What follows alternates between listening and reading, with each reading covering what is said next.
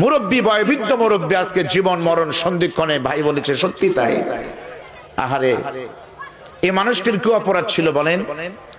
এমন কোন মহল নাই যে মহলে তাকে নিয়ে সমালোচনা একজনও করেনি। আজকে বাংলাদেশ জামাত ইসলামের পক্ষ থেকে তার জন্য দোয়ার জন্য আবেদন করা হচ্ছে। সমস্ত দল বলতেছে আজকে সবাই আমরা বক্তারা সব মাহফিলেই দোয়া করা হবে, কিন্তু আমরা বিএনপি করি না, তারপরেও দোয়া আমরা করব, কারণ তার ব্যক্তিত্বের কারণে। মাননীয় প্রধানমন্ত্রী সাবেক বেগম খালেদা জিয়া ক্ষমতায় থাকাকালে ইসলাম বিরোধী কোন আইনকে সে নিজেও পাশ করেনি, করতেও দেয়নি। একবার কথা হয়েছিল যে বাংলাদেশে বিভিন্ন কারণে বিদেশি পর্যটকরা আসে, নানান কারণে অল্প সংখ্যক মদের অনুমোদন দেওয়া হোক, কিছু পরিমাণ কিছু।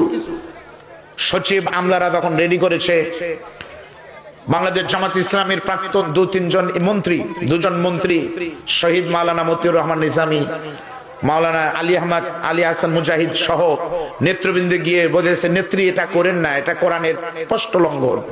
সঙ্গে সঙ্গে উনি সেই ফাইলটাকে নাকচ করে দিয়ে বলেছে, ঠিক আছে তাই হলো। এমন স্বচ্ছ বড় হৃদয়ের মানুষটিকে আজকে জীবিত মানুষকে জিন্দা লাশ করে যারা বাংলাদেশকে টিকিয়ে রাখতে চেয়েছিল, আল্লাহ পাক সেই জালেমদেরকে কিয়ামত পর্যন্ত বাংলা ছাড়া করেছে। ধরে বলেন কথা ঠিক না? সেই মুরব্বী মানুষটি সেদিন দেখলাম সেনাকুঞ্জে গিয়েছে, হাঁটতে পারতেছে না আজীবনের জন্য, যদি বেঁচেও থাকে আমরা দোয়া করি, কিন্তু উনি হুইল চেয়ারে বন্দী হয়ে গেলেন।